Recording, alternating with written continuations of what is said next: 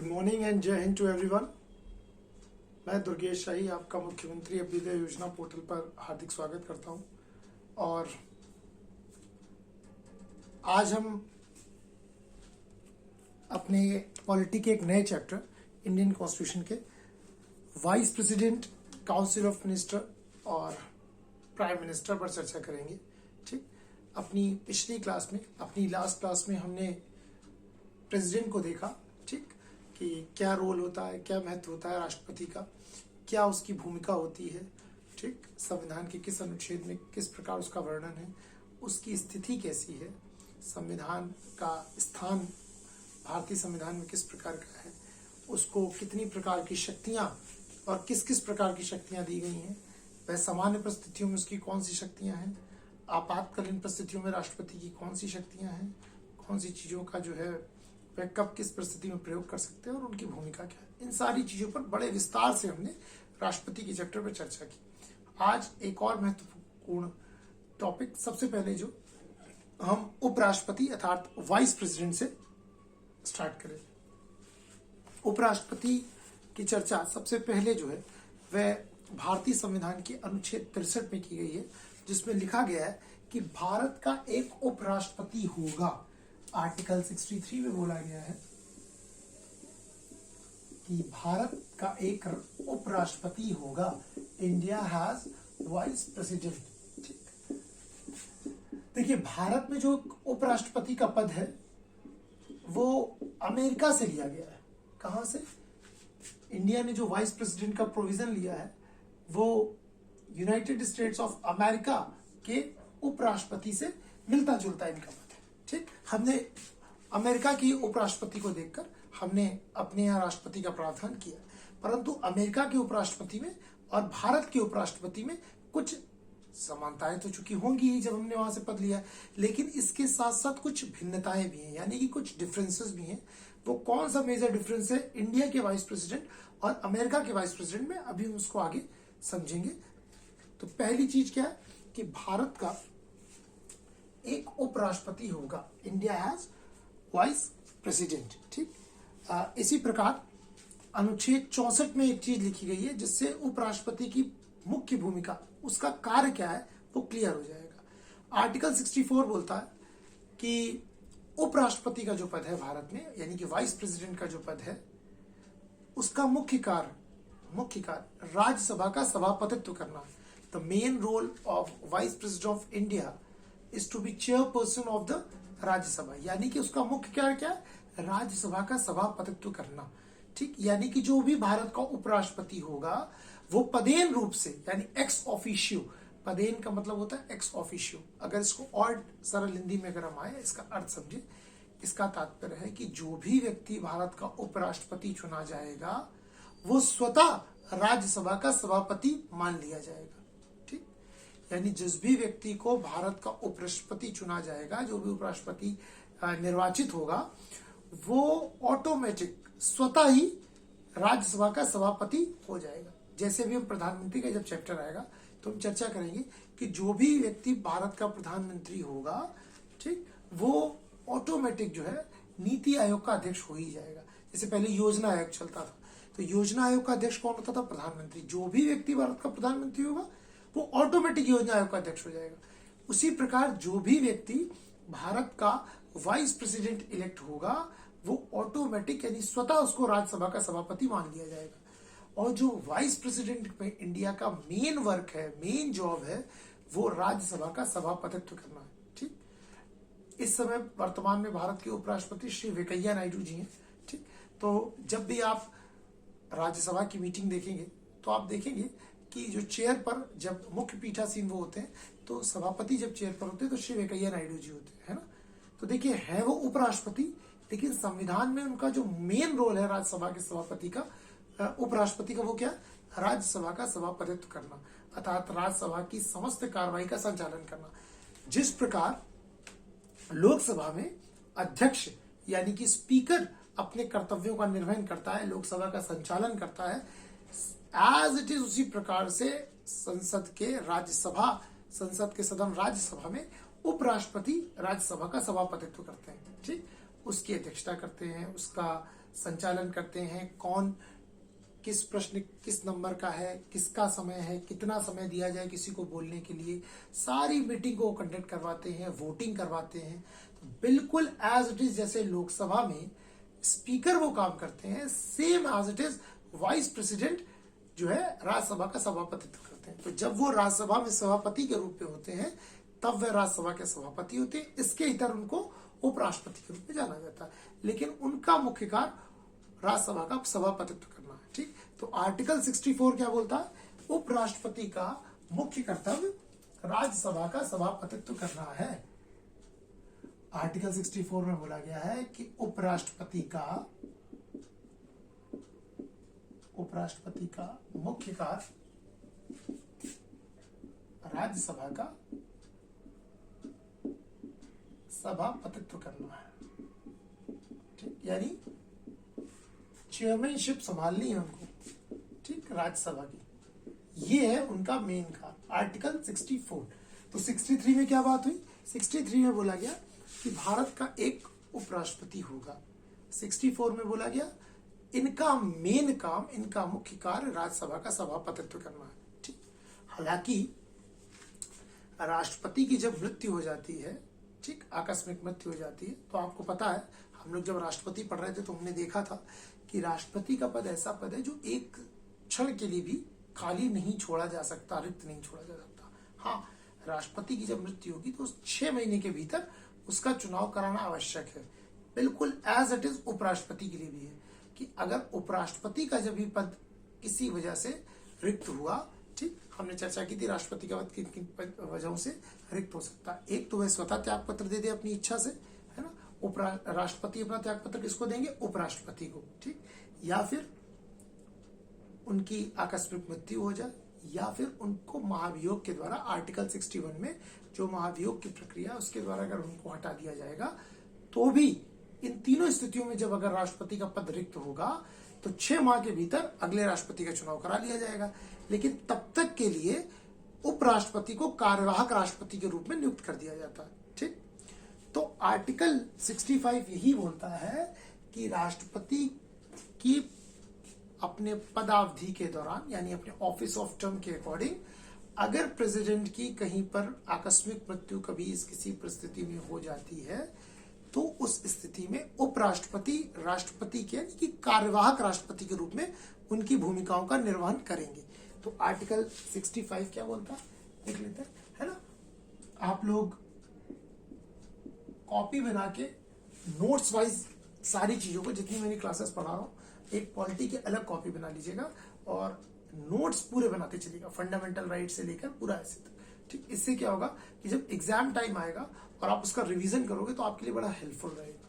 ठीक, तो आप बनाते रहेंगे और आप जब लिखते हैं तो उसको आपको और अच्छे से वो चीजें कंठस्थ होती रहती हैं। ठीक, यानी आपका रिवीजन बहुत अच्छा रहता है, आपके लिए मजबूत होता रहता है। तो आर्टिकल 65 क्या बोलता है? आर्टिकल 65 बोलता है कि भाई राष्ट्रपति की आकस्मिक मृत्यु के दौरान, राष्ट्रपति की आकस्मिक मृत्यु के दौरान, ठीक, आकस्मिक मृत्यु या उनकी अनुपस्थिति में भाई किसी भी प्रकार से पद रिक्त हो सकता है ना। मैंने आपको दोनों कंडीशन बताई है। अनुपस्थिति में कार्यवाहक राष्ट्रपति के रूप में कार्यभार संभालना, कार्यवाहक राष्ट्रपति के रूप में कार्यभार संभालना, ये उपराष्ट्रपति का दायित्व है, कार्यभार संभालना। ठीक, तो ये जो है उपराष्ट्रपति का एक और मेन दायित्व है आर्टिकल 65 के अनुसार। अब देखिए, मैंने आपसे स्टार्टिंग में बोला था कि भारत में उपराष्ट्रपति का पद जो है वह अमेरिका के उपराष्ट्रपति के पद से लिया गया है ना। तो जाहिर सी बात है समानताएं होंगी, लेकिन इसके अलावा कुछ एक बहुत इंपॉर्टेंट भिन्नता है ना, डिफरेंस है। Vice president of America, the role of vice president of America and the role of vice president of India are different on some points whether we are comparing then the vice president of America. ठीक, वो क्या है? उपराष्ट्रपति से America की तुलना करने पे यहीं पर आ जाता है। देखिए, भारत में मानिए भाई राष्ट्रपति का कार्यकाल कितना होता है? सामान्यतः 5 वर्ष। जिस डेट से वो अपनी पोस्ट को होल्ड करते हैं, उस दिन से लेकर जब तक वो पद पे बने थे 5 साल का कार्यकाल होता है। अब ऐसी परिस्थिति में मानिए राष्ट्रपति की आकस्मिक मृत्यु हो गई, या फिर राष्ट्रपति ने अपना त्यागपत्र दे दिया, या किसी भी प्रकार से उनका पद रिक्त हो गया, ठीक। तो अब मानिए 5 साल का कार्यकाल होता है और 2 साल बाद राष्ट्रपति की मृत्यु हो गई, ठीक। अब 3 साल का कार्यकाल राष्ट्रपति का बचा है। भारत में 6 महीने के भीतर नए चुनाव कराए जाएंगे, तो उपराष्ट्रपति को कार्यवाहक राष्ट्रपति के रूप में पोस्ट पर उनको नियुक्त किया जाता है, ठीक। उपराष्ट्रपति को वाइस प्रेसिडेंट ऑफ इंडिया को एक्टिंग प्रेसिडेंट के रूप में नियुक्त कर दिया जाता है, कार्यवाहक राष्ट्रपति के रूप में, ठीक है। लेकिन जैसे ही चुनाव के नए राष्ट्रपति आएंगे, उपराष्ट्रपति वापस अपनी उपराष्ट्रपति की भूमिका में आ जाएंगे, कार्यवाहक राष्ट्रपति के पद से मुक्त हो जाएंगे। लेकिन अमेरिका में ऐसा नहीं है। अमेरिका में क्या होता है, अमेरिका में मानिए अगर राष्ट्रपति की आकस्मिक मृत्यु हो गई और उनका पद मानिए 4 साल का कार्यकाल वहां पर होता है, और 1 साल या 2 साल बाद मानिए मृत्यु हो गई, और अभी 2 साल का पूरा कार्यकाल जो है राष्ट्रपति का बाकी है, तो जो वाइस प्रेसिडेंट ऑफ अमेरिका होंगे, अमेरिका के उपराष्ट्रपति, वो शेष बचे हुए कार्यकाल के लिए, rest of the period of the president of America, यानी कि अमेरिका के राष्ट्रपति का जो शेष कार्यकाल बचा रहेगा, वो पूरे पीरियड तक के लिए फिर वो अमेरिका के राष्ट्रपति के रूप में अपनी भूमिकाओं का निर्वहन करेंगे। लेकिन इंडिया में ऐसा नहीं है। इंडिया में ये तभी तक रहेंगे जब तक नए राष्ट्रपति का चुनाव होकर नहीं आ जाता। क्लियर? तो ये एक मेजर डिफरेंस है दोनों के बीच में, यानी कि अमेरिका के राष्ट्रपति और भारत के राष्ट्रपति के कार्यकाल के बीच में ये एक मेजर डिफरेंस है। तो ये ध्यान रखिएगा, ठीक। अगला हम आते हैं आर्टिकल 66 पे। आर्टिकल 66 जो है वो उपराष्ट्रपति के निर्वाचक मंडल की बात करता है। आर्टिकल 66 उपराष्ट्रपति के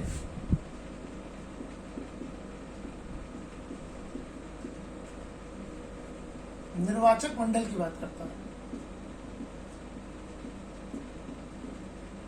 electoral collegium of vice president, कि भाई कौन कौन होता है इनके निर्वाचक मंडल में, राष्ट्रपति के निर्वाचक मंडल में भाई कौन कौन होता है, ठीक। तो आर्टिकल 66 इसकी बात करता है, कौन कौन होता है और उनका चुनाव किस रीतियों से जो है वह होता है। तो आर्टिकल 66(1) जो है वो बताता है निर्वाचक मंडल। देखिए, राष्ट्रपति के निर्वाचक मंडल और इसमें एक भिन्नता होती है, ध्यान दीजिएगा।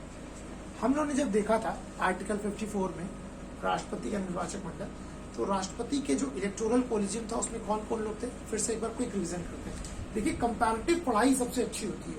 जब आप पॉलिटी को पढ़ें, हिस्ट्री को पढ़ें, ज्योग्राफी को पढ़ें, तो पढ़ाई हमेशा कंपैरेटिव होनी चाहिए, तुलनात्मक अध्ययन।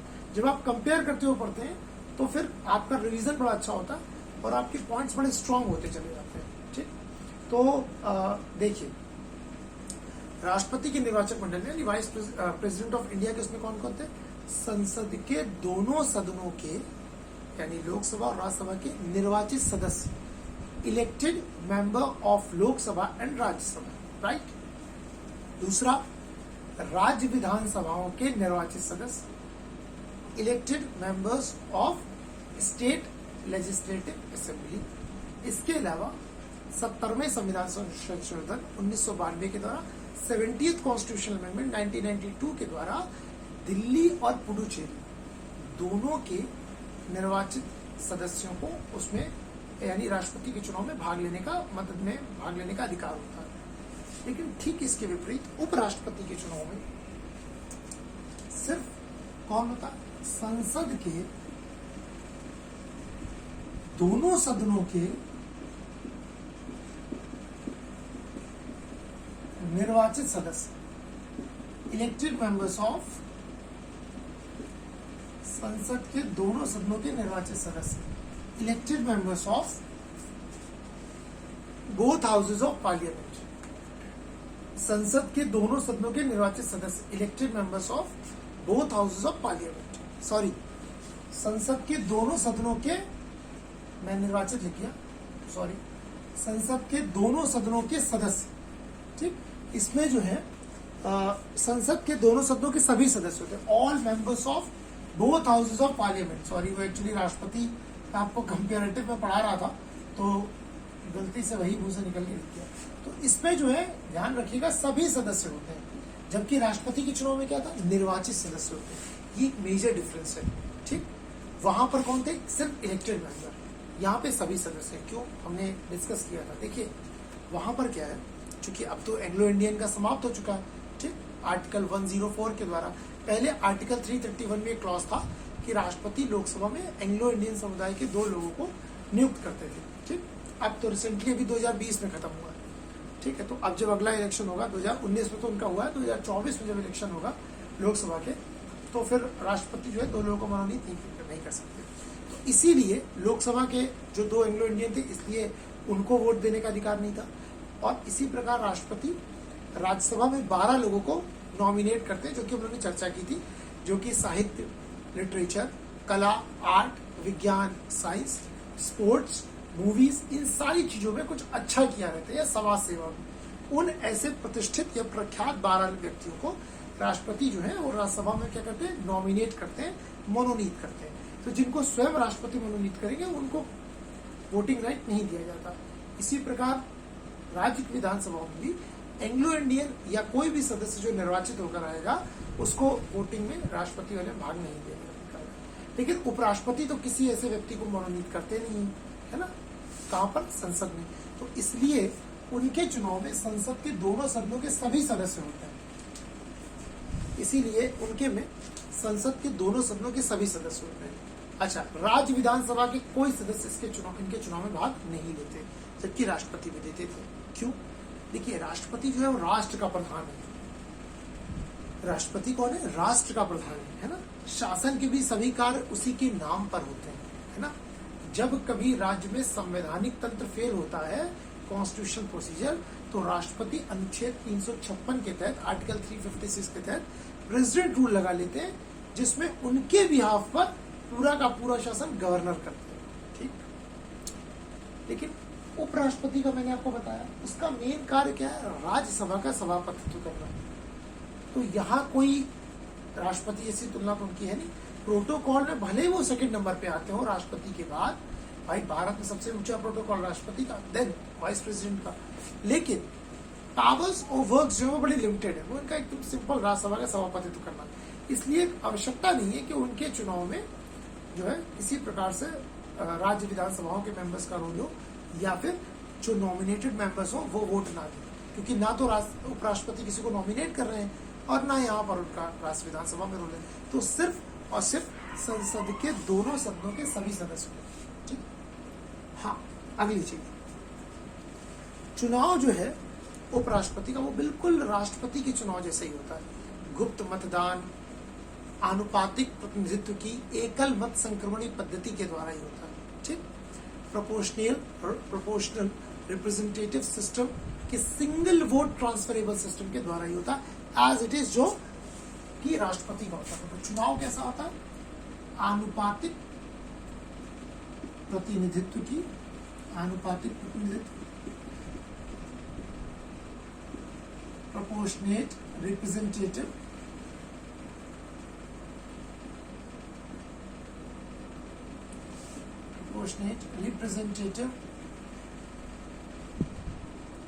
System,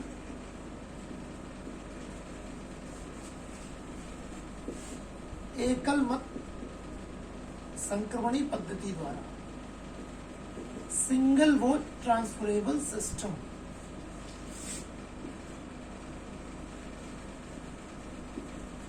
single vote transferable system, बिल्कुल एज इट इज जो मैंने आपको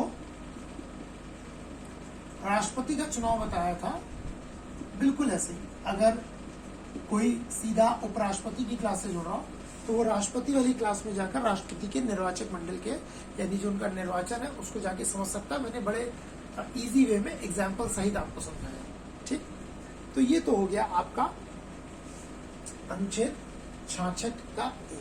ठीक, अब इसी में आर्टिकल 66(3) में उपराष्ट्रपति की योग्यता रखी गई है। अच्छा, एक चीज और, आपको पता है ऐसे ही कोई व्यक्ति उपराष्ट्रपति का चुनाव नहीं लड़ लेता।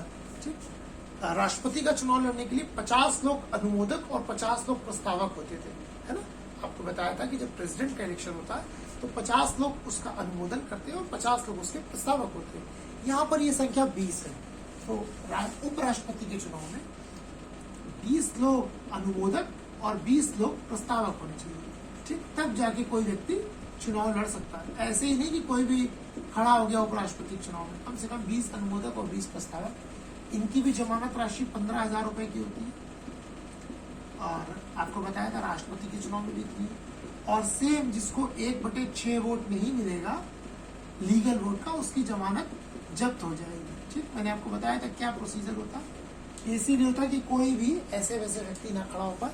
और लीगल वोट का जिसको 1/6 नहीं मिलेगा तो उसका ये 15,000 रुपीज डिपॉजिट हो जाएगा। लेकिन अगर जिसको भी कुल पड़े वोट का 1/6 वोट मिल जाएगा तो ऐसे व्यक्ति को जो है वो भले ही चुनाव हार जाए, उसकी जमानत राशि वापस मिल जाएगी। तो अगर किसी भी कैंडिडेट की जमानत राशि जब्त हो जाती है तो फिर वो थोड़ा अच्छा नहीं माना जाता है, बोला जाता है कि जनता ने बिल्कुल ही नकार दिया। हालांकि उपराष्ट्रपति का चुनाव भी बिल्कुल कैसे होता है, अप्रत्यक्ष निर्वाचन प्रणाली, जैसे प्रेसिडेंट का होता है indirect representative indirect voting system, अप्रत्यक्ष निर्वाचन प्रणाली इनडायरेक्ट इलेक्शन सिस्टम। यानी जनता इसमें सीधा वोट नहीं देती है, जनता के चुने हुए प्रतिनिधि इसमें वोट देते हैं। तो जो संसद के सदस्य देंगे अर्थात जो एमपीज देंगे वोट, वो क्या है, एक तरह से जनता के चुने हुए प्रतिनिधि है। उनके मत में जनता का मत है, ठीक। मानिए उत्तर प्रदेश के किसी भी शहर को, मानिए चलिए उत्तर प्रदेश की राजधानी लखनऊ को ले लिया। अब लखनऊ से जैसे जो हमारे सांसद महोदय हैं, इस समय वर्तमान में भारत के रक्षा मंत्री जी भी हैं, श्री राजनाथ सिंह जी। तो अब राजनाथ सिंह जी उपराष्ट्रपति के चुनाव में या राष्ट्रपति के चुनाव में जिसको भी मत देंगे, ऐसा माना जाता है कि वह समस्त लखनऊ की जनता का मत है, क्योंकि लखनऊ की जनता ने मत देकर उनको चुना है। तो राजनाथ सिंह जी के मत में लखनऊ की जनता का मत अप्रत्यक्ष रूप से छुपा, ठीक। तो ये हुआ इनका सिस्टम। अब देखते हैं उपराष्ट्रपति की योग्यता क्या है। ये आर्टिकल 66(1) में ये क्लॉज है। अनुच्छेद 66(3) में जो है राष्ट्रपति की, उपराष्ट्रपति की, वाइस प्रेसिडेंट की अर्हता यानी एलिजिबिलिटी की बात है। उपराष्ट्रपति की अर्हता, भाई चुनाव में अगर खड़ा होना है तो एलिजिबिलिटी क्या होनी चाहिए वाइस प्रेसिडेंट की, उसकी बात हो रही है। तो भाई एलिजिबिलिटी क्या होनी चाहिए, तो देखते हैं। वाइस प्रेसिडेंट की एलिजिबिलिटी सबसे पहला बिल्कुल राष्ट्रपति के जैसा, कम से कम 35 वर्ष पूर्ण कर चुका हूँ। भाई पहला तो भारत का नागरिक हूँ, ये तो चलिए भाई क्लॉज है ही है। भाई भारत का नागरिक should be A must be a citizen of India, must be a citizen of India. तो मैं भारत का नागरिक हूँ। दूसरा,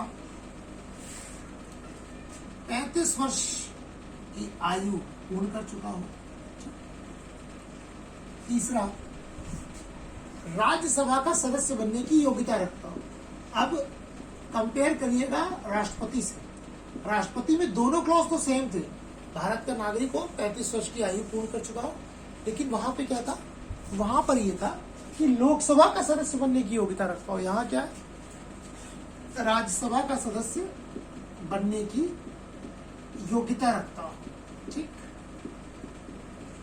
और चौथा क्लॉज वही कि वह किसी लाभ के पद पर ना हो, वह किसी भी लाभ के पद पर ना हो, ठीक। ये 4 क्लॉज चाहिए होते हैं। अगर ये हैं तो फिर व्यक्ति भारत के उपराष्ट्रपति का चुनाव लड़ सकता है। पहले तो ये एलिजिबिलिटी हो, फिर 20 अनुमोदक और 20 प्रस्तावक हो, फिर जमानत राशि भरने के लिए भाई जो के पास इतना होगा उसके पास जमानत राशि के 15,000 रुपए तो होंगे, तो जमानत राशि 15,000 रुपए जमा करे, फिर वह चुनाव लड़ सकता है। और अगर जीत गया तो फिर वह भारत का उपराष्ट्रपति बन सकता है, ठीक। तो क्लियर है इतना। तो ये तो हुई कुछ जनरल चीजें, ठीक, आर्टिकल 66। तो आई होप इतना क्लियर हो गया हो। अब देखते हैं उपराष्ट्रपति को जो है वो शपथ कौन दिलाता है, उपराष्ट्रपति त्याग पत्र किसको सौंपते हैं। तो ये आप लोग नोट कर लीजिएगा या इसका स्क्रीनशॉट लीजिएगा, जो भी आपको उपयुक्त लगे उसको कर लीजिएगा। ठीक, चलिए अब देखते हैं आर्टिकल 69 की तरफ आते हैं। आर्टिकल 69 क्या कहता है भाई? देखिए, राष्ट्रपति को शपथ कौन दिलाते हैं? राष्ट्रपति को शपथ दिलाते हैं भारत के मुख्य न्यायाधीश, चीफ जस्टिस ऑफ इंडिया। और भारत के उपराष्ट्रपति को शपथ कौन दिलाते हैं भाई? भारत के उपराष्ट्रपति को शपथ आर्टिकल 69 के द्वारा भारत के राष्ट्रपति द्वारा दिलाई जाती है। तो उपराष्ट्रपति को शपथ कौन दिलाता है? शपथ भारत के राष्ट्रपति दिलाते हैं। उपराष्ट्रपति को शपथ कौन दिलाता है? प्रेसिडेंट ऑफ इंडिया, ये दिलाते हैं वाइस प्रेसिडेंट को शपथ। उपराष्ट्रपति अपना त्याग पत्र भी इन्हीं को सौंप देते हैं। रेजिग्नेशन अगर उनको सौंपना हो तो वो भी प्रेसिडेंट ऑफ इंडिया को सौंप देते हैं।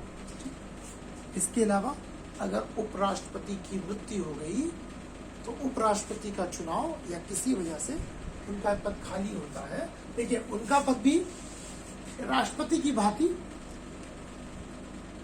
बस जैसे राष्ट्रपति की परिस्थितियां उत्पन्न होती थी वैसे खाली हो सकता है। जैसे समझिए, या तो उपराष्ट्रपति अपनी इच्छा से त्यागपत्र सौंप दे, किसको? राष्ट्रपति को।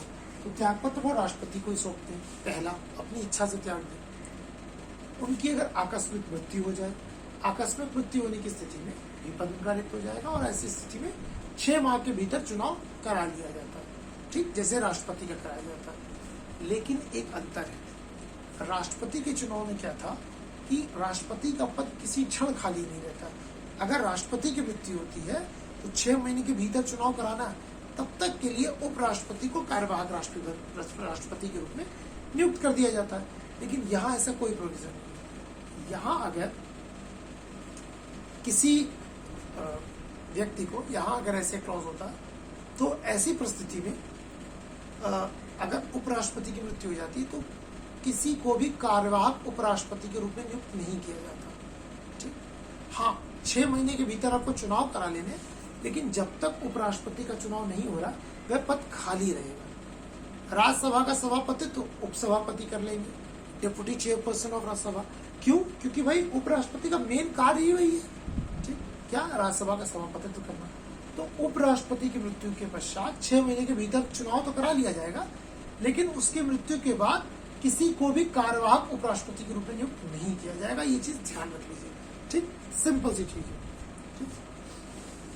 हाँ, तो ये हो गई दूसरा क्लॉज, भाई त्यागपत्र दे दिया या आकस्मिक मृत्यु हो गई। तीसरा क्लॉज मैंने बताया था राष्ट्रपति में कि भाई अगर वह कभी संविधान का अतिक्रमण करता है, अगर वो वायलेशन करता है किसका? कॉन्स्टिट्यूशन का। कौन? प्रेसिडेंट। तो उस परिस्थिति में उसको आर्टिकल 61 के द्वारा इम्पीचमेंट प्रोसेस के द्वारा हटाया जा सकता है। यहाँ पर ऐसा कुछ नहीं है। यहाँ उपराष्ट्रपति को हटाने के लिए इतनी कठिन प्रक्रिया, यानी कि इम्पीचमेंट में आने की कोई जरूरत नहीं है। मैं आपको बता चुका हूँ इम्पीचमेंट का प्रोसेस कितना टफ होता है। सबसे पहले तो अगर कोई भी सदन जो राष्ट्रपति के खिलाफ इम्पीचमेंट लाना चाहता है, उसमें उस सदन के कम से कम जो है 1/4 मेंबर को प्रपोजल देना पड़ेगा कि भैया हम राष्ट्रपति के खिलाफ महाभियोग चलाना चाहते हैं। 50 लोग के देने के पश्चात, ठीक, अगर वो कारण जायज लगता है ना, मानिए लोकसभा में रखा तो स्पीकर को लगा कि भाई हाँ ठीक क्लॉज है, इसकी वजह से लोग चलाना चाहते हैं, 1/4 मेंबर ने साइन किया, तो फिर वो परमिशन देते हैं। तो फिर 14, जब भी कार्रवाई की डेट पड़ेगी महाभियोग चालू होने की, उससे 14 दिन पूर्व राष्ट्रपति को सूचना दे दी जाएगी कि भाई आपके खिलाफ महाभियोग का जो है प्रक्रिया चालू हो गई है ना। फिर क्या होगा? फिर जिस सदन में ये प्रस्ताव लाया गया 2/3 मेजोरिटी से वो पास करेगा। फिर सेकेंड हाउस में राष्ट्रपति को अपना पक्ष रखने की अनुमति है, वो चाहे खुद आए चाहे अपने किसी सबऑर्डिनेट के द्वारा रखवाएं।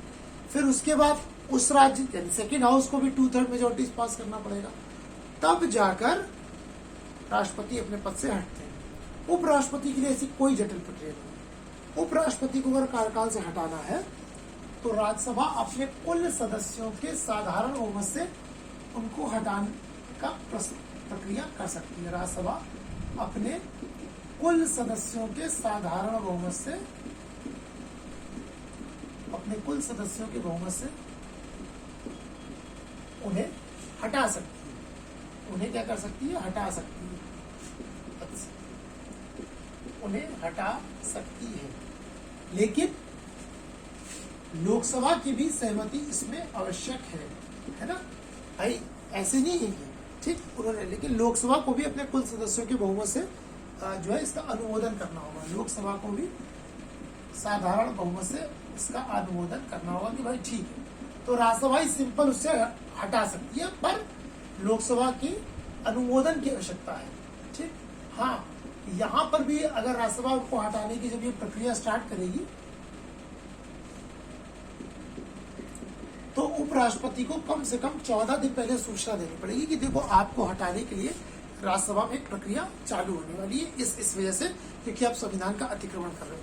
तो राज्यसभा सिंपल मेजोरिटी से जो है उनको हटा सकती है, और लोकसभा को उसका अनुमोदन करना, लोकसभा जनरली फिर कर ही देती है अगर कोई क्लैश की स्थिति दोनों सदनों में ना हो तो इस प्रकार से उपराष्ट्रपति जो है अपने पद से हट जाते हैं, और फिर 6 महीने के पश्चात चुनाव होता है और नए उपराष्ट्रपति का।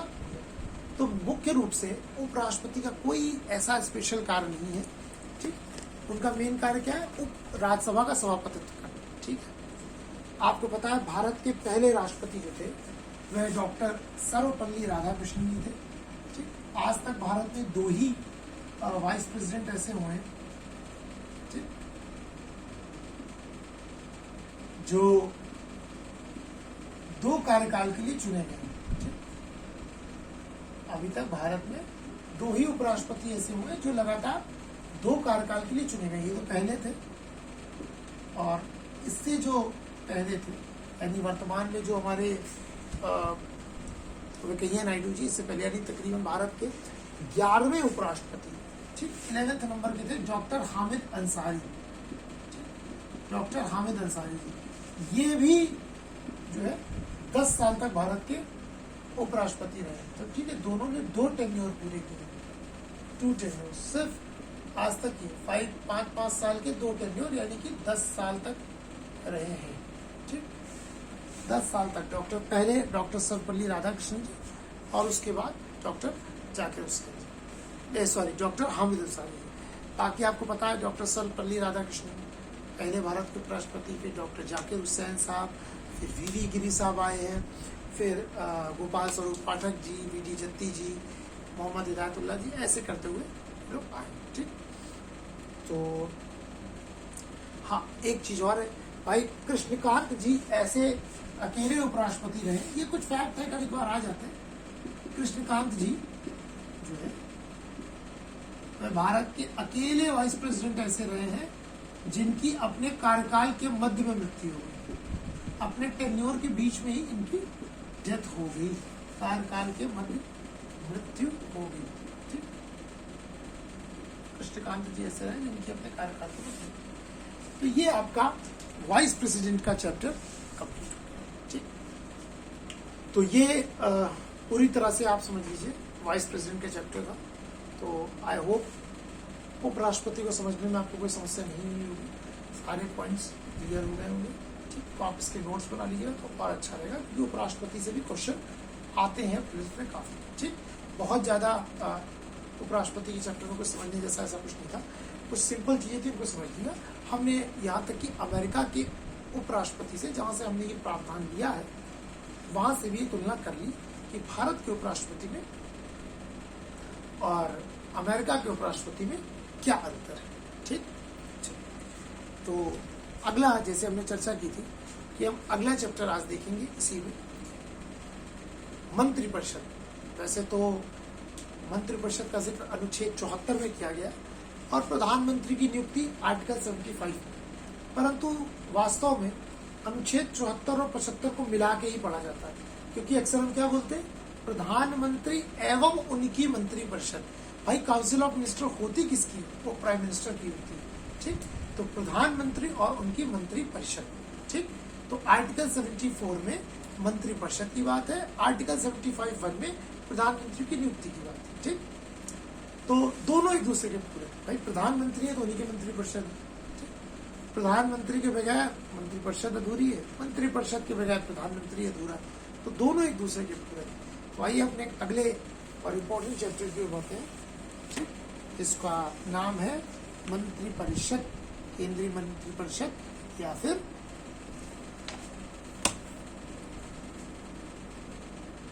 Central council of minister. तो अलग तो नहीं पढ़ेंगे हम, दोनों इसको एक साथ करते हुए पढ़ते हैं। तो हम हेडिंग डाल लेते हैं प्रधानमंत्री एवं उनकी मंत्रिपरिषद। ठीक, प्रधानमंत्री एवं उनकी मंत्रिपरिषद। ठीक है, चलिए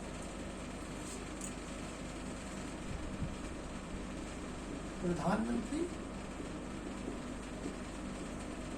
एवं उनकी मंत्री परिषद। Prime minister and it's council of minister.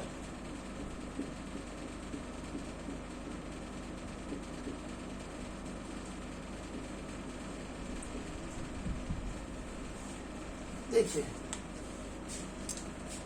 अनुच्छेद 74 में स्पष्ट रूप से लिखा गया है कि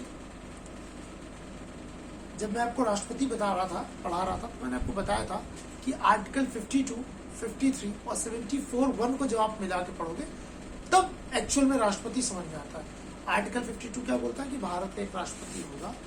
53 में बताता है कि राष्ट्रपति की समस्त शक्तियां जो है उसकी राष्ट्रपति में संघ की समस्त कार्यपालिका की शक्तियां निहित होंगी, जिनका प्रयोग वह स्वयं अथवा अपने अधीनस्थों के द्वारा करेगा।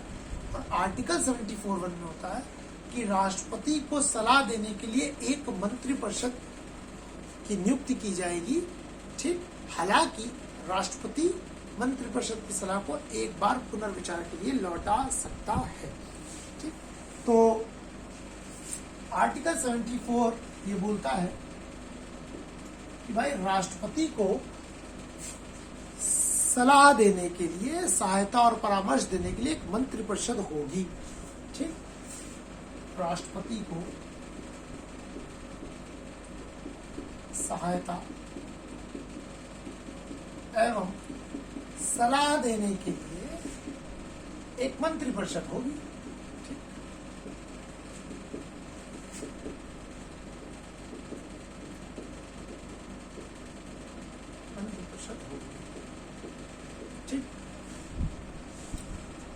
अब मंत्रिपरिषद क्या करेगी? देखिए ये तो मैंने आपको बताया आर्टिकल 74 में क्या, राष्ट्रपति को सलाह एवं सहायता देने के लिए राष्ट्रपति जितनी भी, देखिए समस्त शासन के कार्य राष्ट्रपति के नाम पर होते हैं, परंतु राष्ट्रपति अपनी इच्छा से कुछ नहीं करते, क्योंकि राष्ट्रपति क्या है, राष्ट्र के प्रमुख हैं, परंतु वास्तव में शासन का प्रमुख तो प्रधानमंत्री होता है। तो मंत्रिपरिषद यानी प्रधानमंत्री और मंत्रिपरिषद जो है वह राष्ट्रपति को सलाह और परामर्श देते हैं। आर्टिकल 74 ये कहते हैं। क्या क्या क्लॉज है उसको भी हम देखेंगे, लेकिन इससे पहले मंत्रिपरिषद शब्द को समझना अति आवश्यक है कि क्या होती है काउंसिल ऑफ मिनिस्टर। देखिए मंत्रिपरिषद जो है वो एक वृहद लोगों का समूह, वृहद मंत्रियों, ठीक, एक बड़ा समूह, समझ लीजिए ऐसे एक बड़ा समूह है मंत्रिपरिषद। कुल 3 प्रकार के भारत में मंत्री होते हैं। ठीक, एक होते हैं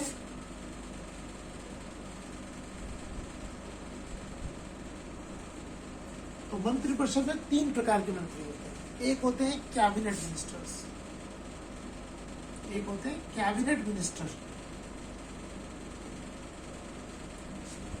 मंत्रिपरिषद में कितने प्रकार के मंत्री होते हैं? 3। ठीक, चलिए इसको थोड़ा सा सेंटर में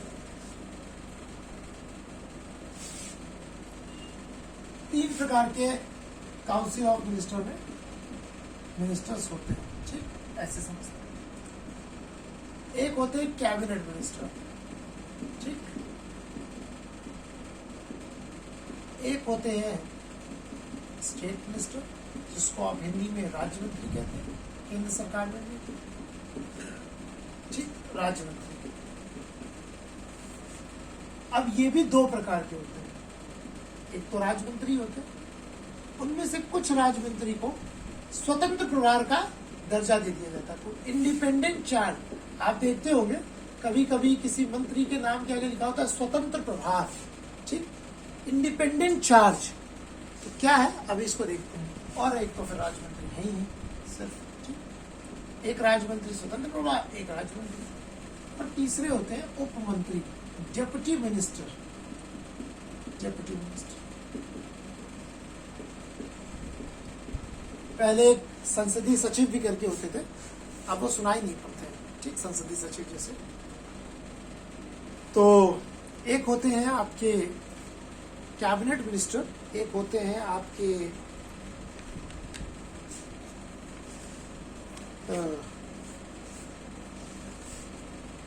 स्टेट मिनिस्टर, एक होते हैं आपके डिप्टी मिनिस्टर, ठीक। अब देखिए मेन कार्य क्या है, मुख्य रोल क्या है।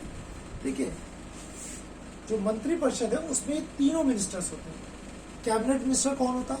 कैबिनेट मिनिस्टर का मतलब होता है जो अपने विभाग का प्रमुख होता है, जो अपने विभाग का प्रमुख होता है, हेड होता है, ठीक।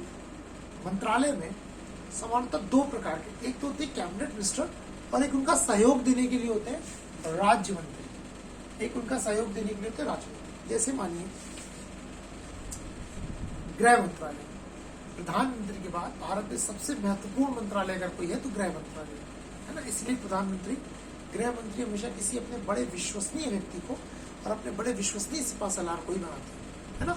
अपनी मंत्री परिषद के कुछ 3-4 विभाग ऐसे हैं, ठीक है, जो सबसे इम्पोर्टेंट होते हैं।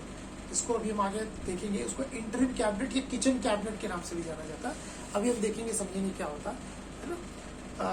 इंटरिम कैबिनेट में ये 3-4 विभागों के मंत्री होते हैं, जैसे गृह मंत्रालय, home ministry, finance ministry, defence ministry, ठीक, गृह, वित्त, रक्षा और विदेश मंत्रालय, फॉरेन मिनिस्ट्री। ये 4 जो होते हैं प्राइम मिनिस्टर के सबसे इंपॉर्टेंट मिनिस्ट्रीज होती है मिनिस्ट्री की। एक होम मिनिस्ट्री, गृह मंत्रालय, राष्ट्रपति प्रधानमंत्री हमेशा अपने कोई बहुत विश्वसनीय व्यक्ति को, home ministry, defence ministry, finance और फॉरेन मिनिस्ट्री, अपने किसी बड़े ही खास, अपने किसी बड़े ही महत्वपूर्ण या बड़े इंपॉर्टेंट जो अपने सहयोगी होते हैं उन्हीं को ये पद दिए जाते हैं। अब देखिए गृह मंत्रालय हम लोग फॉर एग्जाम्पल लेते हैं। अब गृह मंत्रालय में अगर मैं आपसे पूछूं गृह मंत्री कौन है इसमें भारत के, तो आप सबको पता है कौन है, श्री अमित शाह जी। अमित शाह जी कौन है? कैबिनेट मिनिस्टर, यानी कि अपने गृह मंत्रालय के वो सर्वोच्च मिनिस्टर हैं, सुप्रीम, ठीक। नीति निर्धारण से लेकर सब चीजों में नहीं का वो, ठीक। प्राइम मिनिस्टर को जब भी मानिए जैसे वर्तमान में CAA के तहत एक समस्या हो या फिर किसानों के बिल को लेकर एक समस्या हो, ठीक। अब मानिए चलिए फॉर एग्जांपल लेते हैं CAA के समय, चूंकि गृह मंत्रालय ने CAA का प्रस्ताव जो है वो पारित किया संसद में, गृह मंत्री जी ने, और उन्हीं के विभाग का है। अब देश में उस समय तनाव उत्पन्न हो गया, कुछ गलतफहमियां हो गई कि भाई CAA के द्वारा जो है धर्म विशेष के लोगों को, मुस्लिम लोगों को देश से निकालने की बात है ना। ऐसा एक जो है भ्रम उत्पन्न किया गया समाज में, देश में तनावपूर्ण स्थितियां उत्पन्न करने के लिए, ठीक। तो काफी जगह जगह पर धरने हो गए, है ना। दिल्ली में एक शाहीन बाग बड़ा चर्चित हुआ, फिर देखा देखी और भी एरिया में ऐसे शाहीन बाग जैसे कृत्य जो है वो होने लगे। तो उनको सॉल्व करने के लिए अब प्रधानमंत्री, चूंकि देश में दंगे भी भड़क गए दिल्ली में और उत्तर प्रदेश जैसे कानपुर में और कई शहरों में जो है छिटपुट दंगे हुए, दिल्ली में वहां से हुए। तो अब प्रधानमंत्री को रिपोर्ट लेनी है तो किससे लेंगे? सीधा गृह मंत्रालय से, कि भाई गृह मंत्री से, भाई बताओ क्या चल रहा है देश में और कैसे आप कंट्रोल कर रहे हैं। तो प्राइम मिनिस्टर सीधी बात किससे करते हैं? हमेशा गृह मंत्री से। हफ्ते में कम से कम 1 या 2 बार प्राइम मिनिस्टर के साथ मीटिंग करते हैं लोगों के साथ, वो जो भी कैबिनेट मिनिस्टर के साथ, इंपॉर्टेंट मिनिस्ट्रीज होती हैं। अब गृह मंत्री का सहयोग, चूंकि बहुत बड़ा मिनिस्ट्री, तो गृह मंत्री का सहयोग देने के लिए गृह मंत्रालय में एक राज्य मंत्री भी होते हैं। जैसे इस समय जो है रेड्डी साहब है, गृह राज्य मंत्री कौन है? रेड्डी साहब है। अब उनका काम क्या?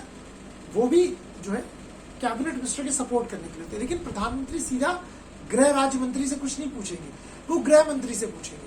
तो गृह मंत्री को रिपोर्टिंग देंगे, तो गृह मंत्री राज्य मंत्री से कहीं भाई देखो थोड़ा सा समझो, बताओ यहाँ के क्या पोजीशन है, क्योंकि बड़ा मिनिस्ट्री है, इंडिया बहुत बड़ा देश है, अकेले गृह मंत्रालय के लिए एक मंत्री के लिए संभालना मुश्किल होता है।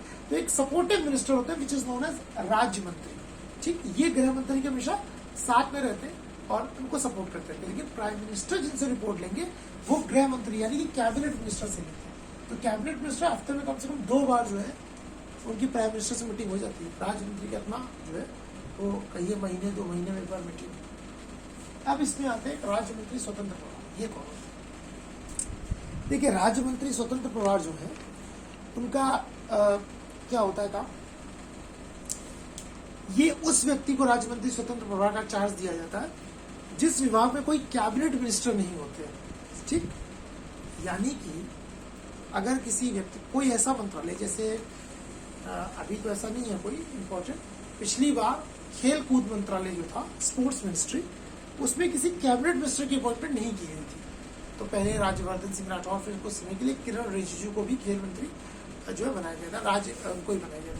तो हुआ क्या, अब उसमें कोई कैबिनेट मिनिस्टर नहीं था। ठीक, वहां पर अब जब कैबिनेट मिनिस्टर नहीं है तो सेकंड मिनिस्टर कौन हुआ? State minister. तो राज्य मंत्री को अपॉइंट कर दिया गया। परंतु मैंने आपको बताया राज्य मंत्री कौन होते हैं? कैबिनेट मिनिस्टर के सहयोगी होते हैं, उनके अधीन रहकर उनको हेल्प करते हैं। लेकिन यहाँ पर तो कोई कैबिनेट मिनिस्टर था ही नहीं, तो फिर राज्य मंत्री किसको सहयोग करेगा, किसको हेल्प करेगा? तो इसी में एक पद बनाया गया है, मतलब पिछली बार से नहीं, पहले से ही है। राज्य मंत्री का ही पद होता है, बस उसका स्टेटस थोड़ा बढ़ा देते हैं, स्वतंत्र प्रभार। यानी अब राज्य मंत्री इंडिपेंडेंट चार्ज के हैं, इनको किसी को रिपोर्ट नहीं करना है। अब अगर लेकिन ऐसी परिस्थिति में प्रधानमंत्री को कुछ खेल मंत्रालय से जानकारी लेनी है तो वो सीधा स्वतंत्र प्रभार के मंत्री से ही लेंगे, राज्य मंत्री से, क्योंकि कैबिनेट मिनिस्टर तो कोई वहां है नहीं। तो फिर इस परिस्थिति में उनको सीधा राज्य मंत्री से बात करनी पड़ेगी। यानी कि होता क्या है, स्टेटस उनका स्टेट मिनिस्टर का, उनकी सैलरी स्टेट मिनिस्टर्स की, परंतु पावर उनकी जो है कैबिनेट मिनिस्टर की। तो इंडिपेंडेंट चार्ज का जो व्यक्ति होता है उसका स्टेटस भले ही राज्य मंत्री का हो, उसकी सैलरी भले ही राज्य मंत्री की हो, परंतु जो उसका पावर होता है ना, जो उसका ऑरा होता है वो कैबिनेट मिनिस्टर के समतुल्य होता है। और अगर कभी ऐसी परिस्थिति में जब किसी विभाग में कैबिनेट मिनिस्टर नहीं होते हैं और किसी व्यक्ति को राज्य मंत्री स्वतंत्र प्रभार का चार्ज दिया जाता है और प्रधानमंत्री को उनसे कोई जानकारी लेनी हो तो प्रधानमंत्री सीधा जो है वो राज्य मंत्री स्वतंत्र प्रभार से जानकारी ले सकते हैं। अब आते हैं उप मंत्री पर। देखिए, उप मंत्री इस समय आपको जो है वो दिखाई नहीं देते। ठीक, क्यों नहीं दिखाई देते?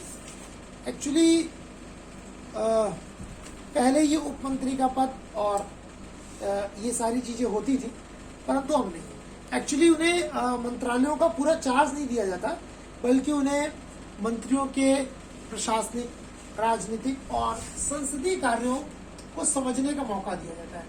प्रशासनिक, राजनीतिक और संसदीय कार्यों को समझने का मौका दिया जाता है कि समझिए। एक्चुअली आप सरल भाषा में बोलूं, ये भविष्य के मंत्री तैयार हो रहे होते हैं,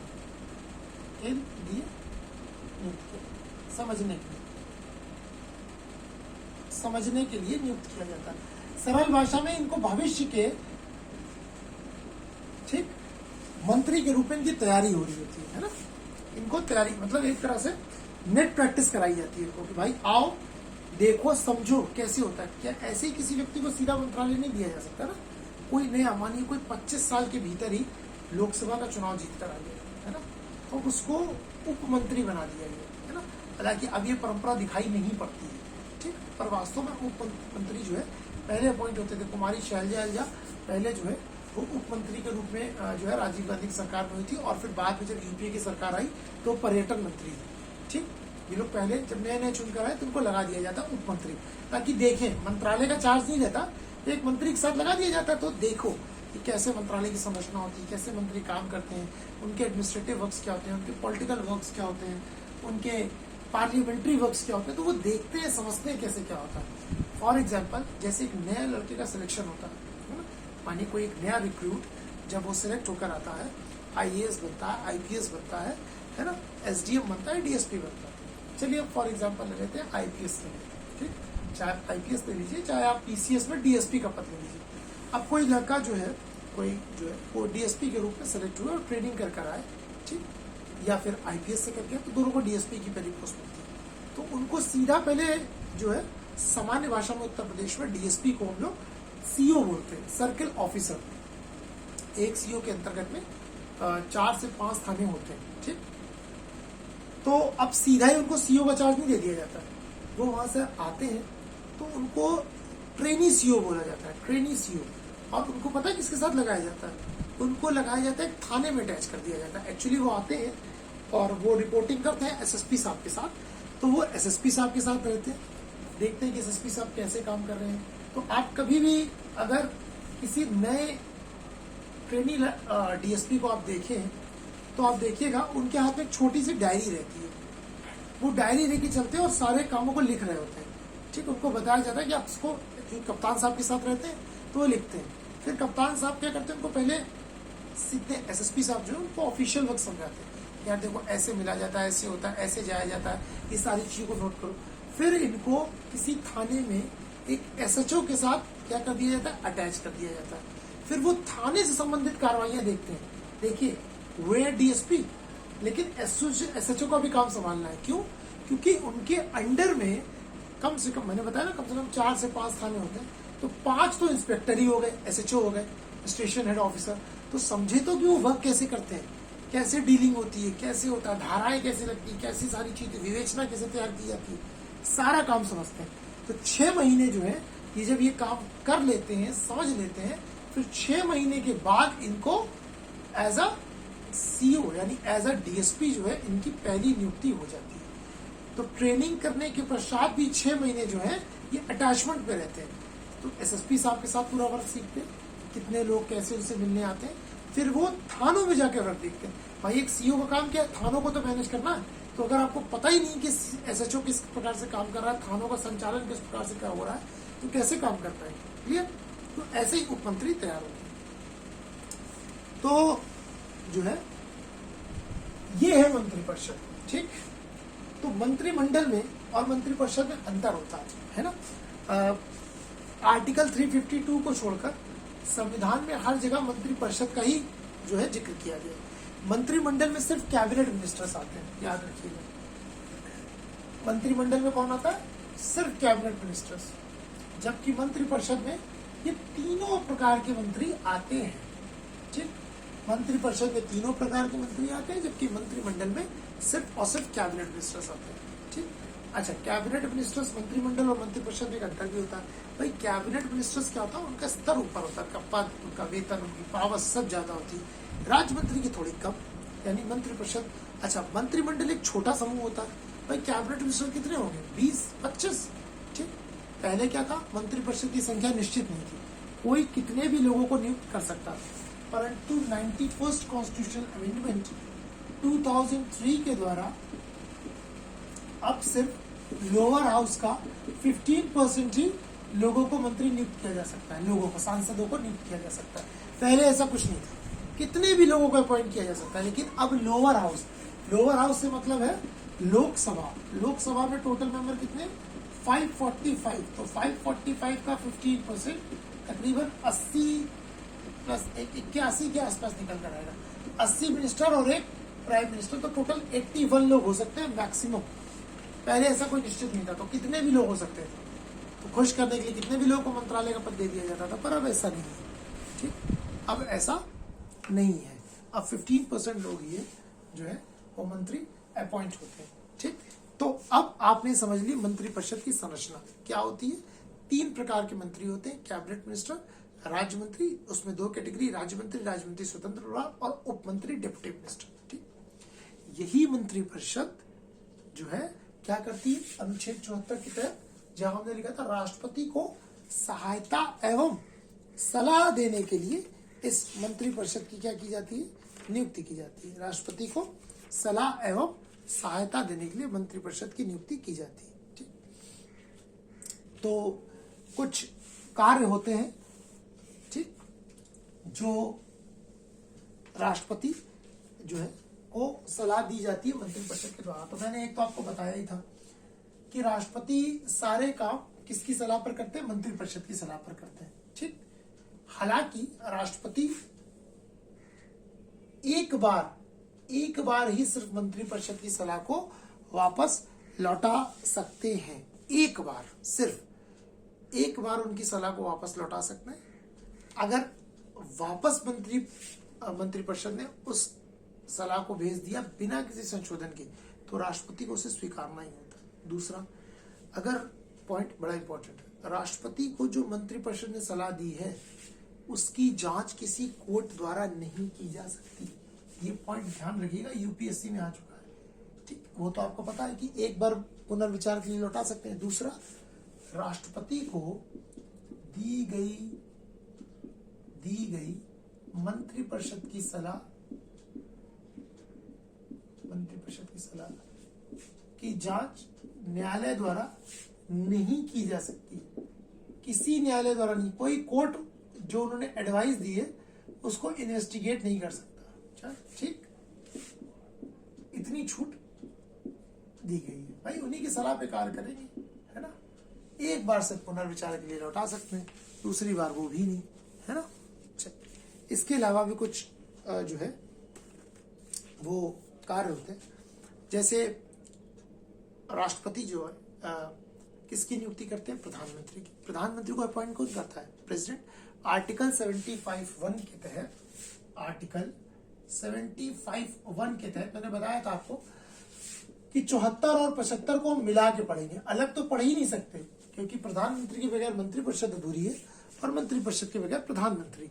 तो आर्टिकल 75(1) के तहत प्रधानमंत्री की नियुक्ति कौन करेगा? राष्ट्रपति करेंगे। प्रधानमंत्री की नियुक्ति राष्ट्रपति करेंगे। अब ऐसा भी नहीं है कि राष्ट्रपति किसी भी व्यक्ति को प्रधानमंत्री नियुक्त करते हैं, हमको पता है, आपको, है ना भाई। प्रधानमंत्री की नियुक्ति राष्ट्रपति करेगा, ठीक। लेकिन ये तो नहीं किसी को भी जिसको मन किया कर दिया, नहीं। जब लोकसभा के चुनाव में जो भी दल जो है जिसके पास बहुमत होगा, उस संसदीय दल का नेता, उस दल ने जिसको अपना नेता चुना होगा, यानी प्रधानमंत्री पद के लिए योग्य चुना होगा, उसी व्यक्ति को प्रधानमंत्री पद की शपथ राष्ट्रपति दिलाएंगे। अगला क्या है? तो राष्ट्रपति, प्रधानमंत्री की नियुक्ति कौन करेगा? राष्ट्रपति। हालांकि देखिए, इसमें भी ऐसा नहीं है कि वो खुद ही कर दे रहे हैं, जिसको जो दल चुन कर आया, जो उसको अपना जो लीडर चुन लेगा, जैसे मानिए वर्तमान में नरेंद्र मोदी जी हैं, तो एनडीए, नेशनल डेमोक्रेटिक अलायंस, जिसको आप हिंदी में राजग बोलते हैं, राष्ट्रीय जनतांत्रिक गठबंधन, ये चुनकर आया। तो राजग जो है वो किसको मतलब जब एनडीए को बहुमत मिला तो एनडीए ने प्रधानमंत्री मोदी जी को अपने संसदीय दल का नेता चुना, अर्थात प्राइम मिनिस्टर कैंडिडेट चुना। तो अब राष्ट्रपति प्रधानमंत्री को शपथ दिलवाएंगे, ठीक। अब ऐसा नहीं कि वो किसी और को पकड़ लें कि नहीं भाई हमारी तो मोदी से चिढ़न है, हम उनको नहीं किसी और को अपॉइंट कर देंगे, नहीं, ऐसा नहीं हो सकता। प्रधानमंत्री से जो वो है, हाँ, एक कंडीशन ऐसी आती है जहां पर राष्ट्रपति अपनी विवेकी शक्ति को प्रयोग कर सकता है, डिस्क्रिशनरी पावर्स का। कब? मानिए किसी भी दल को कोई बहुमत मिला ही नहीं, ठीक, यानी एक त्रिशंकु जैसी सरकार बन गई ना, हंग असेंबली, जिसमें किसी भी दल को बहुमत नहीं मिला, ठीक। और मैंने क्या बताया, हमेशा राष्ट्रपति किसको नियुक्त करेंगे? जो भी बहुमत दल का जिसको मेजोरिटी मिली। अब यहाँ तो किसी को मेजोरिटी मिली नहीं, तो अब क्या होगा? अब ऐसी स्थिति में राष्ट्रपति जो है अपने विवेक के आधार पर किसी को भी प्रधानमंत्री की शपथ दिला सकते हैं, और फिर उस व्यक्ति को एक निश्चित समय, 15 दिन, 20 दिन, 25 दिन का समय दे सकते हैं कि भाई 15 दिन के अंदर आप बहुमत सिद्ध करिए कि आपके पास बहुमत है। बहुमत तो सिद्ध करना ही पड़ेगा। तो सिर्फ ऐसी परिस्थिति में, कब? जब एक हंग असेंबली बनी हो तब, या फिर प्रधानमंत्री की आकस्मिक मृत्यु हो जाए, प्रधानमंत्री की आकस्मिक मृत्यु हो जाए।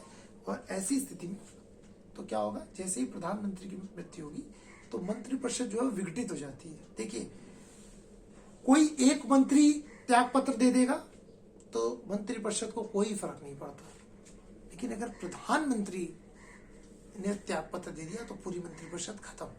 या प्रधानमंत्री की आकस्मिक मृत्यु हो गई तो मंत्रिपरिषद क्या हो जाएगी? विघटित। अब ऐसी स्थिति में प्रधानमंत्री, अगर जिस दल के पास बहुमत है और उसने अपना कोई प्रधानमंत्री के रूप में किसी कैंडिडेट को नहीं बताया राष्ट्रपति को, तो ऐसी स्थिति में राष्ट्रपति अपने विवेक पर किसी को भी प्रधानमंत्री नियुक्त कर सकते हैं, फिर उसको मेजोरिटी पेश करनी होगी। हुआ है। डॉक्टर ज्ञानी जैल सिंह ने, जो भारत के राष्ट्रपति थे, उन्होंने जब इंदिरा गांधी की मृत्यु हुई, आपको पता है इंदिरा गांधी जी की जो है हत्या कर दी गई थी, ठीक, 1984 में उनके ही सोल्जर्स के द्वारा, उनके ही बॉडीगार्ड्स के द्वारा। तो अब एक शून्यता की स्थिति उत्पन्न हुई। तो ऐसी परिस्थिति में राष्ट्रपति ने खुद ही राजीव गांधी जी को प्रधानमंत्री की शपथ दिला दी। बाद में कांग्रेस पार्टी ने अपने संसदीय दल का नेता चुना, पहले ही कर दी क्योंकि उनकी डिस्क्रिशनरी पावर है। इसके अलावा जब पहली बार जो है ये जब मोरारजी देसाई की सरकार को गिर गई, मोरारजी देसाई की सरकार, तो फिर नीलम संजीवा रेड्डी उस समय भारत के राष्ट्रपति थे। उन्होंने अपने विवेक के आधार पर चौधरी चरण सिंह को भारत के प्रधानमंत्री की शपथ दिला दी। अब चौधरी चरण सिंह जी को एक समय दे दिया गया कि भाई एक निश्चित समय के भीतर आप अपना बहुमत सिद्ध कर लें। ठीक, तो चौधरी चरण सिंह प्रधानमंत्री बन गए। इसके अलावा बहुत बार किया गया, अटल बिहारी वाजपेयी जी को किया गया है, अब पीवी नरसिम्हा राव जी को किया गया है, आई.के. गुजराल जी को किया गया है, एस.डी. देवेगौड़ा जी को किया गया है। तो बहुत लोगों को ऐसे ही राष्ट्रपति ने अपने विवेक के अधिकार आधार पर नियुक्त किया और उनको बहुमत सिद्ध करने का फिर तत्पश्चात मौका दिया जाता है। हालांकि समान परिस्थिति में क्या होता है कि अगर किसी व्यक्ति को लोकसभा में बहुमत नहीं मिलता है किसी दल को, तो सामान्यतः राष्ट्रपति जो है, जो बड़ा दल होता है, यानी जिसको सबसे ज्यादा सीटें मिली हैं, भाई लोकसभा का बहुमत कितना है 272, मानिए किसी को 272 नहीं मिली, हो सकता है एक को 210 सीटें मिली हैं, है ना, एक को 190 मिली हैं, एक को 180 मिली, ऐसे कर सकते। तो राष्ट्रपति अमूमन, अब चूंकि 272 तो नहीं मिली किसी को, तो राष्ट्रपति जिसको सबसे ज्यादा सीटें मिली है, मानिए किसी को 210 सीटें मिली है सबसे ज्यादा वाले को, तो राष्ट्रपति अमूमन पहले उसी दल को आमंत्रण देते हैं, निमंत्रण देते कि भैया आइए सरकार बनाइए। ठीक, अमूमन जर्नली। लेकिन ऐसी परिस्थिति में राष्ट्रपति कंपलसरी नहीं कि उसी को बुलाए, वो किसी भी दल को बुला सकते हैं जिसके पास हो सकता है उससे कम सीटें हो, उसके दल को आके प्रधानमंत्री की शपथ दिलवा दे और फिर बोले कि भाई आके बहुमत सिद्ध करो। ठीक, ये राष्ट्रपति का डिस्क्रिशनरी पावर है। तो आप समझ गए ये सारी चीज। तो प्रधानमंत्री की नियुक्ति कौन करते हैं? राष्ट्रपति। लेकिन प्रधानमंत्री अन्य मंत्रियों की नियुक्ति राष्ट्रपति प्रधानमंत्री की सलाह पर करते हैं। ठीक, भाई प्रधानमंत्री की नियुक्ति राष्ट्रपति ने कर दी, लेकिन अन्य मंत्रियों की नियुक्ति कौन करेंगे? राष्ट्रपति, जैसे प्रधानमंत्री कर रहे हैं। लेकिन अन्य मंत्रियों की नियुक्ति राष्ट्रपति प्रधानमंत्री की सलाह पर करेंगे, यानी प्राइम मिनिस्टर की एडवाइस पर, प्रधानमंत्री की सलाह पर करेंगे, प्रधानमंत्री की सलाह पर करेंगे। ठीक, अन्य मंत्रियों की नियुक्ति राष्ट्रपति प्रधानमंत्री की सलाह पर करेंगे। ठीक है, तो ये होता है। दूसरा, राष्ट्रपति मंत्रियों को गोपनीयता की शपथ दिलाते हैं। देखिए, मंत्री दो शपथ लेते हैं। एक तो जो है अपने पद की शपथ लेते हैं, मंत्री जितने भी मंत्री होते हैं वो दो शपथ लेते हैं, एक पद की और एक गोपनीयता की। भाई जो भी उनको पद मिला है उसका ईमानदारी से जो है उस पद को निर्वहन करेंगे। दूसरा, गोपनीयता की शपथ, कोई सीक्रेसी आउट नहीं करेंगे। ठीक, इसीलिए बोला जाता है कि मंत्रिपरिषद जो है वो किसके प्रति उत्तरदायी होती है? बहुत बार क्वेश्चन आया, लोकसभा के प्रति उत्तरदायी होती है। मंत्रिपरिषद हमेशा लोकसभा के प्रति उत्तरदायी होती है। इसका मतलब क्या हुआ? अगर लोकसभा में मंत्रिपरिषद यानी कि सरकार ने अपना बहुमत खोया तो मंत्रिपरिषद क्या हो जाएगी? खत्म। यानी अगर लोकसभा में बहुमत खत्म तो सरकार खत्म। मंत्रिपरिषद सामूहिक रूप से किसके प्रति उत्तरदायी होती है? लोकसभा के प्रति उत्तरदायी होती है। याद रखिएगा, बहुत बार क्वेश्चन आया, मंत्रिपरिषद किसके रूप में उत्तरदायी थी? लोकसभा के। अब देखिए, क्या किसी ऐसे व्यक्ति को भी मंत्री बनाया जा सकता है जो दोनों में से किसी सदन का सदस्य ना हो? बिल्कुल बनाया जा सकता है। ऐसे किसी भी व्यक्ति को, मंत्री ही नहीं, ऐसे किसी भी व्यक्ति को प्रधानमंत्री भी बनाया जा सकता है जो दोनों में से किसी सदन का सदस्य ना हो। लेकिन 6 माह के भीतर, 6 महीने के भीतर उस व्यक्ति को किसी एक सदन का, यानी कि किसी एक सदन का, यानी कि चाहे लोकसभा चाहे राज्यसभा का सदस्य निर्वाचित होना पड़ेगा। सदस्य निर्वाचित होना पड़ेगा। ठीक है, ये एक जो है इंटरेस्टिंग चीज है। फॉर एग्जाम्पल चलिए कुछ देखते हैं।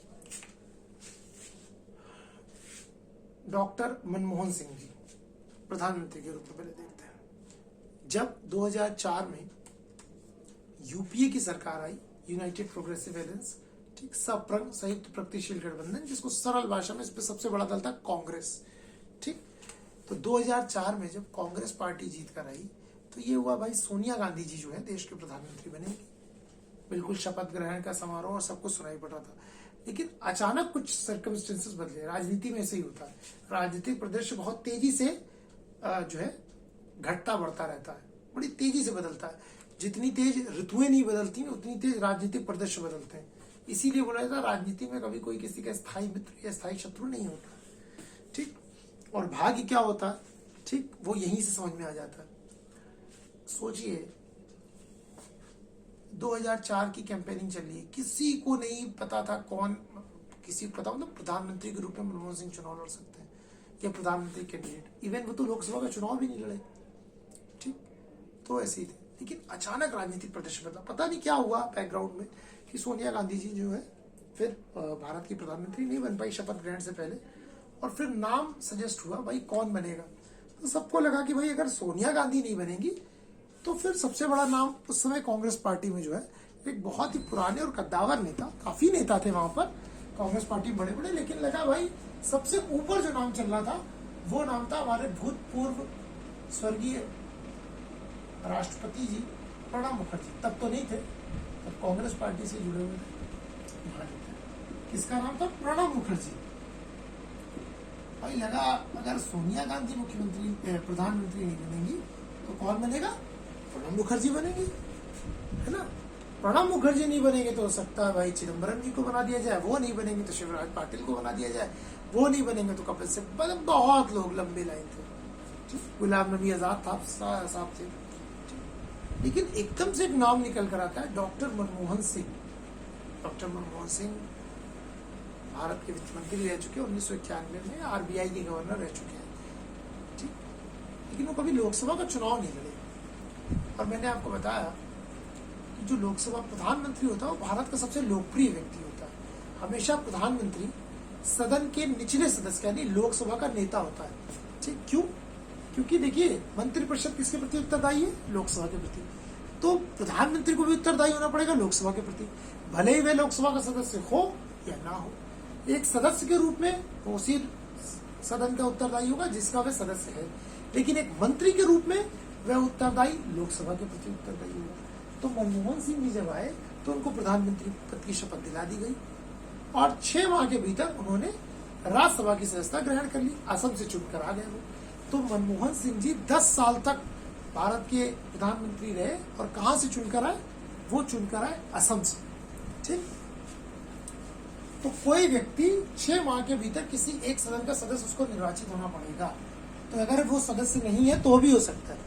अब आइए आज 2019 के चुनाव हुए। वर्तमान में भारत के विदेश मंत्री कौन है? श्री एस जयशंकर जी। एस जयशंकर जी आईएफएस ऑफिसर रहे, अमेरिका में भारत के राजदूत रहे, बड़े कुशल डिप्लोमेट रहे। अब चूंकि कुछ मोदी गवर्नमेंट को लगा होगा इसमें एनडीए 2.0 में, मोदी गवर्नमेंट 2.0 में, भाई अब बोला जा रहा है मोदी जी की गवर्नमेंट, मोदी अब की बार मोदी सरकार, तो इस बार की जो एनडीए की गवर्नमेंट आई है 2.0 बोला गया 2019 में, लगा होगा कुछ फॉरेन पॉलिसी में किसी स्पेशलाइज्ड व्यक्ति की जरूरत है। तो देखिए एस जयशंकर जी को क्या किया गया? रक्षा मंत्री, भारत का विदेश मंत्री अपॉइंट किया गया। अब एस जयशंकर जी तो कोई चुनाव लड़े नहीं थे, है ना, तो सीधा इनको विदेश मंत्रालय दिया गया। किस स्थिति में? अब ये तो किसी सदन के सदस्य थे नहीं, लेकिन वही क्लॉज कि कोई भी व्यक्ति मंत्री या प्रधानमंत्री नियुक्त हो सकता है, लेकिन उसे सदन के 6 माह के भीतर किसी भी एक सदन का सदस्य निर्वाचित होना पड़ेगा। तो फिर एस जयशंकर जी बाद में राज्यसभा के सदस्य नियुक्त हो गए 6 महीने के भीतर, लेकिन उनको अपॉइंट तो किया ही गया। ठीक, तो ये कुछ जो है मंत्री बनने के लिए क्लॉज है। इसके अलावा संसद के किसी भी सदन का अगर कोई राजनीतिक दल का सदस्य अगर दल बदल करता है तो ऐसी स्थिति में वो जो है व्यक्ति मंत्री पद के लिए भी अयोग्य हो जाएगा। ठीक, इसी प्रकार अनुच्छेद 77 के द्वारा, आर्टिकल 77 के द्वारा, ठीक, जो है भारत सरकार की जो समस्त कार्यपालिक शक्तियां हैं, भाई आर्टिकल 77 में लिखा गया कि भाई राष्ट्रपति जो है वो भारत के यानी राष्ट्र के प्रमुख तो हैं, समस्त सरकार की कार्रवाइयां भी उनके नाम पर होती हैं, परंतु वास्तव में वो भारत के वास्तविक शासक प्रमुख नहीं है। यानी कि एक प्रकार से राष्ट्रपति जो है वो राष्ट्र प्रमुख तो है लेकिन शासन प्रमुख नहीं है। ठीक, गौर करिएगा, वह राष्ट्र प्रमुख है, शासन प्रमुख है। शासन प्रमुख कौन है? प्रधानमंत्री। ठीक, इसीलिए लिखा गया है कि राष्ट्रपति हमेशा मंत्रिपरिषद की सलाह से कार्य करेंगे। ठीक, हालांकि मंत्रिपरिषद का दायित्व है आर्टिकल 78 के द्वारा कि राष्ट्रपति को प्रधानमंत्री जो है स्वयं सारी कार्रवाइयों की सूचना देंगे। मंत्रिपरिषद जो भी कार्य कर रहा है ये प्राइम मिनिस्टर का कर्तव्य है, पीएम का दायित्व है कि वो राष्ट्रपति को मंत्रिपरिषद की समस्त कार्रवाइयों से सूचित करें, बताएं कि क्या क्या किया। मंत्रिपरिषद की समस्त कार्रवाइयों को बताएं, है ना, कि भाई क्या क्या निर्णय लिए गए, क्या क्या काम हम कर रहे हैं। ठीक, सूचित करें। ठीक, तो ये उन्हीं का रोल है। ठीक, तो ये कुछ जो है इम्पोर्टेंट जो है, अब ये मैंने आपको बाकी बताया कि मंत्रिपरिषद जो है वो सामूहिक रूप से लोकसभा के प्रति उत्तरदायी होती है।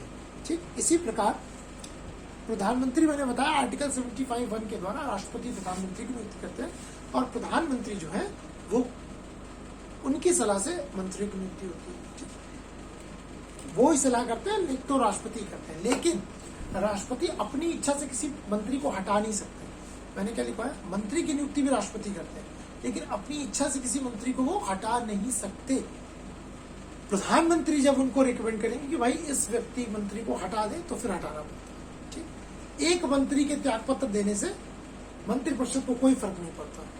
एक मंत्री के त्यागपत्र देने से मंत्रिपरिषद को कोई फर्क नहीं पड़ता, लेकिन अगर प्रधानमंत्री त्यागपत्र दे दे तो सरकार गिर जाएगी। ठीक, इसीलिए प्रधानमंत्री को मंत्रिपरिषद की धुरी बोला गया, शासन की धुरी। ये जितने मंत्री हैं उसके अर्ध गिर्द घूमते रहते हैं। बोला गया है कि अगर मंत्रिपरिषद जो है वह ग्रह है तो प्रधानमंत्री सूर्य है ना।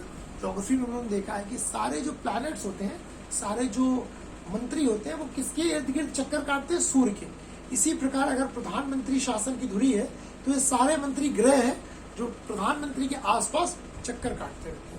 प्रधानमंत्री की इच्छा से किसी राष्ट्र मंत्री को मंत्रिपरिषद में शामिल किया जाता है और उनकी इच्छा से ही किसी को बर्खास्त किया जा सकता है। अब देखिए, पिछली बार कई लोग मंत्रालय में शामिल थे जो इस बार नहीं है। ठीक, मंत्रालय में फेरबदल किया गया। पिछली बार गृह मंत्री कौन थे?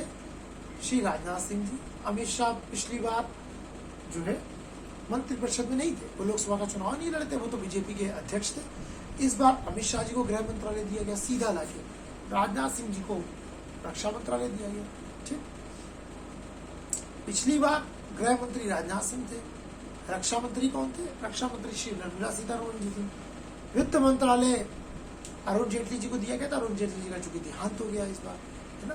तो विदेश मंत्रालय में भी कोई एक्सपर्ट वो चीजें चाहिए।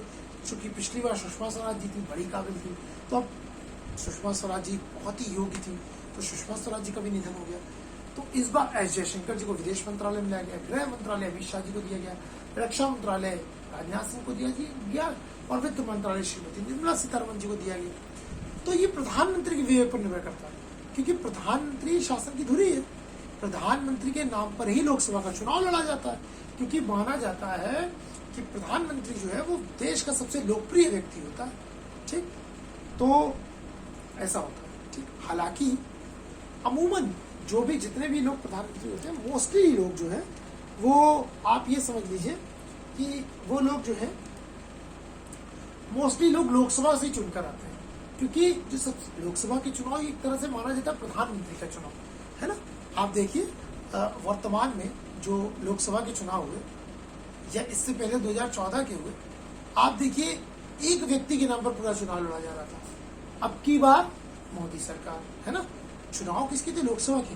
हर व्यक्ति अपने अपने संसदीय क्षेत्र से सांसदों को चुन रहा है, लेकिन आप देखिए पूरा चुनाव एक व्यक्ति के नाम, है ना।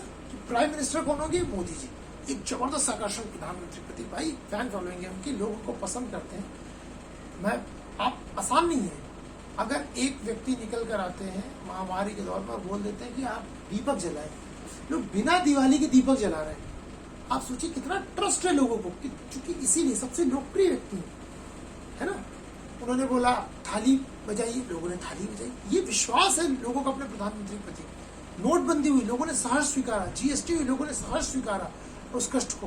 पैंडेमिक में उन्होंने बोला कि यार घर के अंदर रहो, है ना। लोग रहे, सपोर्ट किया लोगों ने, सबने, छोटे बड़े गरीब अमीर, इस देश में हर व्यक्ति ने। ये होता है प्रधानमंत्री का व्यक्तित्व, देश का सबसे लोकप्रिय व्यक्ति होता है।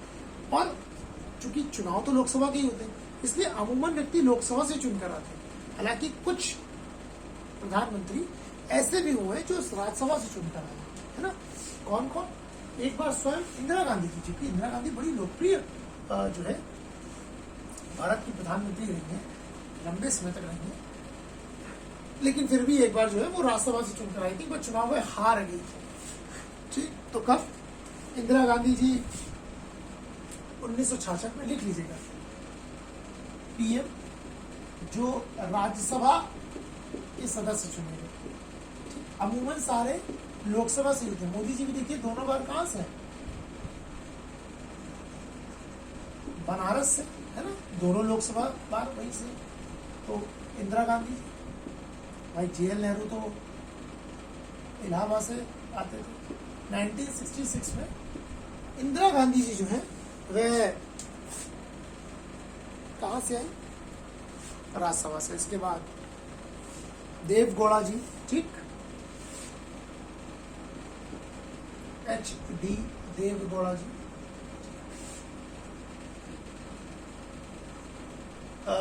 1996 में देव गौड़ा जी।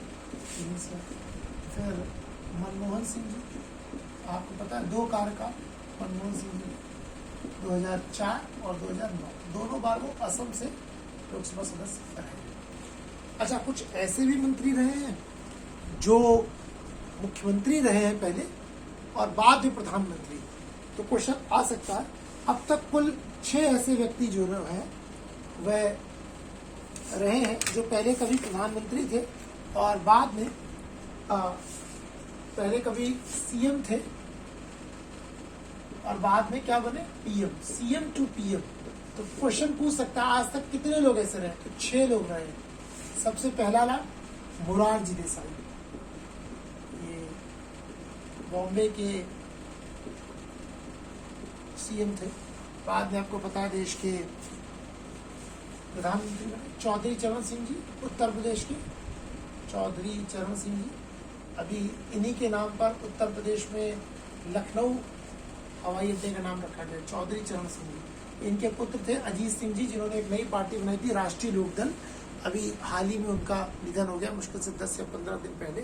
ठीक, तो मोरारजी देसाई, चौधरी चरण सिंह जी, वीपी सिंह, ये भी उत्तर प्रदेश के मुख्यमंत्री रहे। वीपी सिंह जी ये भी प्रधानमंत्री बने। इसके अलावा पीवी नरसिम्हा राव, ठीक, आंध्र प्रदेश के पीवी नरसिम्हा राव, ये आंध्र प्रदेश के रहे मुख्यमंत्री। उसके बाद भारत के प्रधानमंत्री बने। HD देवगौड़ा, ये हरदनहल्ली डोड्डेगौड़ा देवगौड़ा जी, ये कर्नाटका के सीएम रहे थे।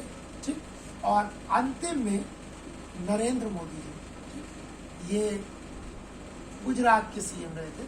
तो ऐसे 6 लोग जो कभी मुख्यमंत्री रहे हैं भारत के, वर्तमान में जो है भारत की प्रधानमंत्री पद को संशोधित जो है उन्होंने सुशोभित किया। तो क्वेश्चन बहुत बार आ जाता है कि कितने लोग भारत में ऐसे रहे हैं जो भारत में मुख्यमंत्री भी रहे और प्रधानमंत्री तक का सफर तय किया। तो ऐसे 6 लोग रहे। ठीक, ऐसे 6 लोग रहे, है ना। मुलायम सिंह जी बनते बनते रह गए थे एक बार, ठीक। तो अगर वो होते तो 7 बार हो जाते, चूंकि मुलायम सिंह जी बन नहीं पाए थे उसमें, ठीक। तो प्रधानमंत्री, मैंने आपको बताया उनकी कुछ कार्य शक्तियाँ होती हैं।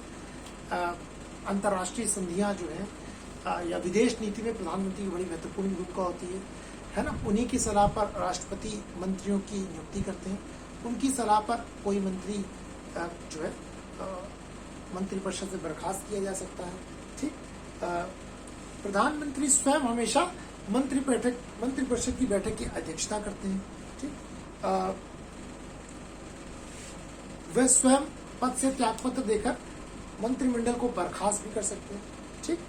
तो ये कुछ चीजें, बाकी मैंने आपको बताया वो हर मंत्रालय को, हर मिनिस्टर को अपनी मर्जी से मंत्रालय आवंटित कर सकते हैं। तो ये कुछ जनरली जो चीजें थी वो आपकी वाइस प्रेसिडेंट,